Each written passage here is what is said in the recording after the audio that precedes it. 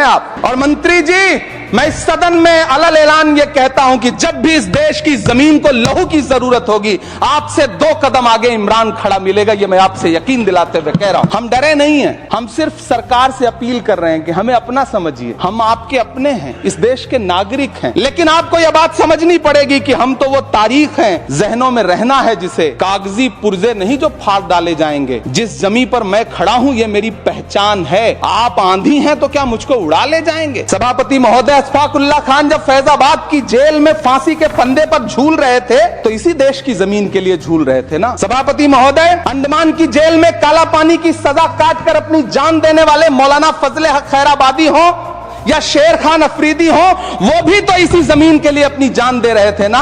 सभापति महोदय, पाकिस्तान के खिलाफ लड़ते हुए अपनी जान देने वाले महावीर चक्र विजेता ब्रिगेडियर उस्मान हो या पाकिस्तान के पैटर्न टैंक उड़ाने वाला परमवीर चक्र विजेता वीर अब्दुल हमीद हो, वो भी तो इसी जमीन के लिए अपनी जान दे रहा था ना।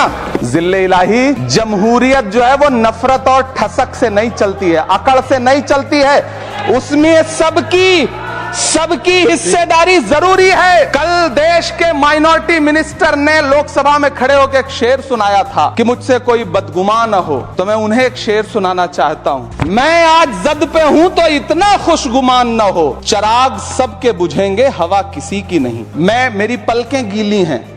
अगर देश की एक बहुत बड़ी आबादी को लगता है कि आप उसका भला करने के लिए नहीं बल्कि उनकी इबादतगाहों, उनकी कब्रिस्तानों, उनकी खानकाहों को बर्बाद करने का बिल ला रहे हैं, तो फिर आप अगर समझाने में नाकामयाब रहे हैं तो यह आपकी नाकामयाबी है। पहले समझाइए, उसके बाद कोई बिल लेकर के आइए, तब शायद हम आपका इतनी पुरजोर तरीके से विरोध ना करें। कि चिरागों के सफर में दबदबा हो आंधियों का तो फिर अंजाम जुल्मत के सिवा कुछ भी नहीं होगा। ये दुनिया नफरतों के आखिरी स्टेज पर है, इलाज इसका मोहब्बत के सिवा कुछ भी नहीं होगा।